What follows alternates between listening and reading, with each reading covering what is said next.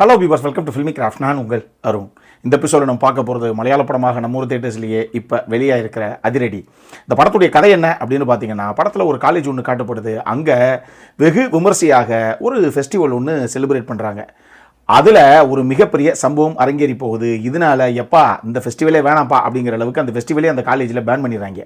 இப்போ இந்த காலேஜில் தான் போய் நம்ம படத்துடைய கதாநாயகன் ஸ்டூடெண்ட்டாக ஜாயின் பண்ணுறாரு. அவர் எப்படியாவது திருப்பி இந்த ஃபெஸ்டிவலை அங்கே நடக்க வைக்கணும் அப்படின்னு சொல்லி முயற்சி எடுத்து அதுக்காக வேலையை கையில் எடுத்து களத்தில் இறங்குறாப்புல. இதுக்கப்புறம் இந்த கதையில் என்ன தான் நடந்தது, இதுதான் இந்த படத்துடைய மொத்த கதையை. இந்த படத்தை மின்னல் முரளி அப்படிங்கிற படத்தை எழுதின அருண் அனிருத்தன் அவர் தான் இயக்கியிருக்காப்புல. ஒரு பக்கம் காமெடி, இன்னொரு பக்கம் ஆக்ஷன் அப்படின்னு ரெண்டையும் கலந்து ஒரு படமாக ப்ரெசென்ட் பண்ணணும் அப்படின்னு முயற்சி பண்ணியிருக்காப்புல. ஆனால் ஆக்ஷன்ஸு அப்படின்லாம் பெருசாக அந்த படத்தில் கிடையாது. அந்த செகண்ட் ஹாஃபில் வரக்கூடிய ஒரு செம்மையான ஒரு ஆக்ஷன் பிளாக் ஒன்று இருக்குது நம்ம டொவினோ தாமஸுக்கு. அதை தவிர பெருசாக சொல்லக்கூடிய அளவுக்கு வாய்ப்பு இல்லைங்க. அப்படின்லாம் பெரிய ஆக்ஷன் பிளாக்லாம் அந்த படத்தில் எதுவும் இல்லை.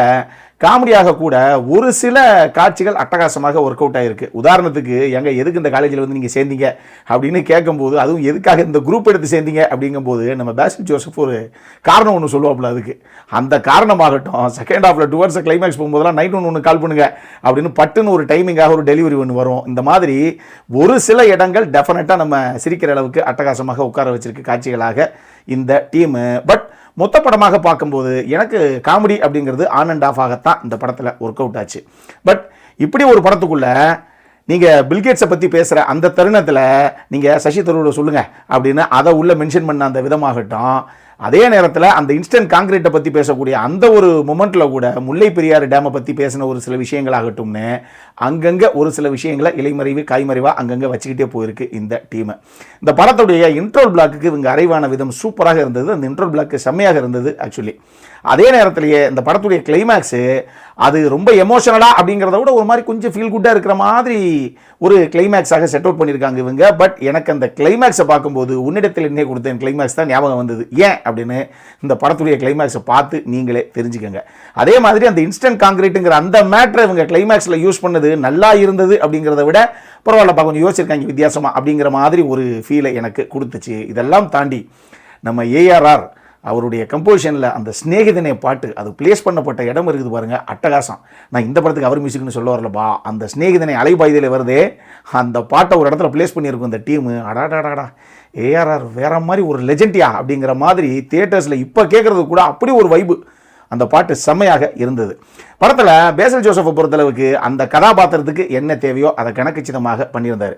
அவருடைய படங்கள் அப்படின்னாலே எப்படி அந்த துடுக்குத்தனமாக இருக்கும், அவருடைய அந்த பாடி லாங்குவேஜ் எந்த அளவுக்கு முடிஞ்ச அளவுக்கு அதை காமெடியாக அந்த சீனை கன்வெர்ட் பண்ணுறதுக்கு ட்ரை பண்ணுவார். அவருடைய காமெடி டைமிங் டெலிவரி ஆகட்டும்னு சொல்லி அவருக்கே உரித்தான பல விஷயங்கள் இந்த கதாபாத்திரத்தை கேரி பண்ணிட்டு போகிறதுக்கு முடிஞ்ச அளவுக்கு நிறைய யூட்டிலைஸ் பண்ணியிருக்காரு. அது ஓரளவுக்கு நீட்டாகவே வந்திருக்கு. அவருக்கு அடுத்து சொல்லக்கூடிய ஒரு நல்ல கதாபாத்திரம்னா அது வினித் சீனிவாசனுடைய கதாபாத்திரம் தான். அது நம்ம பெரிய கதாபாத்திரம்னு சொல்ல முடியாது, அது சின்ன கதாபாத்திரம்னு சொல்ல முடியாது. ஒரு மாதிரி ரெண்டுக்கும் நடுவில் ஒரு கதாபாத்திரம். அது ரொம்ப நல்லா ஆனால் புல் ஆஃப் பண்ணியிருந்தார் வினித் சீனிவாசன். டொவினோ தாமஸை பொறுத்தளவுக்கு இன்ட்ரோல் பிளாக்ல இவங்க கொடுத்த ஹைப்புகள்லாம் உண்மையாக செகண்ட் ஹாஃபில் இவங்க பெருசாக அந்த கதாபாத்திரத்தை அந்த கேரக்டராகவே பெருசாக இவங்க எழுதவே கிடையாது. ஏதோ டம்மி பண்ணி விட்டாங்க அப்படிங்கிற மாதிரி தான் எனக்கு ஒரு ஃபீல் வந்தது. ரியா சுபோவை பொறுத்தளவுக்கு அவங்களாம் கிட்டத்தட்ட நிறைய ஸ்க்ரீன் ஃபேஸ் அவங்களுக்கு இருக்குது, படம் நடிகளும் அங்கங்கே வந்துக்கிட்டே போகிறாங்க. பட் இருந்தாலும் என்னவோ அந்த கேரக்டர் நமக்குள்ளே பெருசாக ஒரு இம்பாக்டை விடவே இல்லையோ அப்படிங்கிற மாதிரியே எனக்கு ஒரு ஃபீல். அவங்க கேரக்டரே அப்படி தான் அப்படின்னா அப்புறம் தர்ஷனா ராஜேந்திரன்லாம் அந்த படத்தில் இருக்காங்களா இல்லையா அப்படிங்கிறது நீங்கள் தர்ஷனாவுக்கே தான் கால் பண்ணி கேட்கணும். அந்தளவுக்கு தான் அந்த கேரக்டர் உள்ள இருக்குது. இந்த மாதிரி ஒரு சில விஷயங்கள் ஒரு பக்கம் இருக்குது. ஆனால் இந்த படத்தில் இப்போ என்னதான் சார் பிரச்சனை அப்படின்னு கேட்டிங்கன்னா, இந்த படத்தில் ஒரு சில சுவாரஸ்யமான காட்சிகள் செம்மையான காமெடியாக ஒர்க் அவுட் பண்ணியிருக்காங்கல்லங்க அப்படிங்கிற மாதிரி ஒரு சில காமெடி மூமெண்ட்ஸ் அப்படிங்கிறதெல்லாம் பிட்ஸ் அண்ட் பீசஸாக அங்கங்கே இருந்தால் கூட மொத்த படமாக பார்க்கும்போது பெருசாக சுவாரஸ்யம் இல்லைங்க. இது என்ன அந்த அளவுக்குலாம் எங்கேயுமே நமக்கு ஒரு இன்ட்ரெஸ்ட்டாக நல்லா இருக்குல்ல அப்படிங்கிற மாதிரி ஒரு ஃபீலே நமக்கு வரமாட்டேங்குது பல இடங்களில் அப்படிங்கிற மாதிரியே தான் இதனுடைய திரைக்கதை நகர்வும் இருக்குது. அதனால் எதுவும் பெருசாக சுவாரஸ்யமாக நமக்கு படலை. இந்த படத்திலேயே கூட இவங்க எழுதின ஒரு சில கேரக்டர்ஸை வச்சு இவங்க இன்னுமே பெருசாக ஒரு எமோஷனல் இம்பேக்டை கிரியேட் பண்ணியிருக்கலாம். ஆனாலும் இந்த டீம் அதை பெருசாக யூட்டிலைஸ் பண்ணலை, கோட்டை விட்டுருச்சு அப்படின்னு தான் நான் சொல்லுவேன். இந்த கதை முடியும் போது நமக்கு உண்மையாக ஒரு மிகப்பெரிய நிகழ்ச்சியும் ஒரு எமோஷனல் இம்பேக்டும் கிடைச்சிருக்கணும். அது ஒரு பேரளவில் அப்படி கடந்து போதே தவிர உண்மையாக கிடைக்க வேண்டிய அவ்வளோ பெரிய இம்பேக்ட் அப்படிங்கிறது மிஸ்ஸிங் அப்படின்னு தான் நான் சொல்லுவேன். அதே நேரத்தில் இந்த படம் ரொம்ப ரொம்ப ப்ரிடிக்டபிளான ஒரு கதை தான். இந்த கதை ஆரம்பிக்கும் போதே கடைசியாக என்ன நடக்கும், ஹீரோ கடைசியாக இந்த ஃபெஸ்டிவலை காலேஜில் நடத்துவாரா இல்லையா அப்படின்னு இப்போ உங்ககிட்ட கேட்டால் கூட நீங்கள் சொல்லுவீங்க என்னங்க கிளைமேக்ஸ்னு. அதுதான் கிளைமேக்ஸ். அதனால் ரொம்ப ரொம்ப ப்ரிடிக்டபுளான ஒரு ஸ்டோரி லைன் தான் இது. அவங்க ஸ்க்ரீன் ப்ளே பண்ணப்பட்ட விதத்துலையுமே அது ரொம்ப ப்ரிடிக்டபுளாகத்தான் பண்ணியிருக்காங்க. இதெல்லாம் தாண்டி 2 மணி நேரம் ஒரு 40 நிமிஷம் நெருக்கி இந்த படம் ஓடுதுன்னு வச்சுக்கோங்களேன்.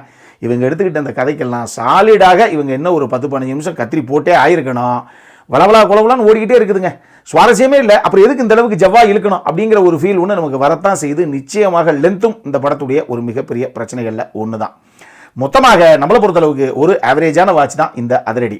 அடல் கானண்டை பொறுத்தளவுக்கு இதில் எதுவுமே கிடையாது. தாராளமாக ஃபேமிலியோட பார்க்கக்கூடிய படம் தான். யூசர்டிஃபைடு படம் தான். அது ஃபேமிலியோட பார்க்கக்கூடிய ஒரு படம் தான். இந்த படம் நம்ம ஊர் தேட்டர்ஸில் மலையாள வெர்ஷன் மட்டும்தான் வெளியாகிருக்கு. இங்கிலீஷ் சப்டைட்டில்ஸ் எல்லா தேட்டர்ஸ்லையும் அவைலபிளாக இருக்குது. இதை ஞாபகத்தில் வச்சுக்கோங்க. அப்புறம் என்ன, இதே மாதிரி இன்னொரு வீடியோவோட அடுத்த முறை உங்களை சந்திக்கிற வரைக்கும் இட்ஸ் அருண் சைனிங் ஆஃப்.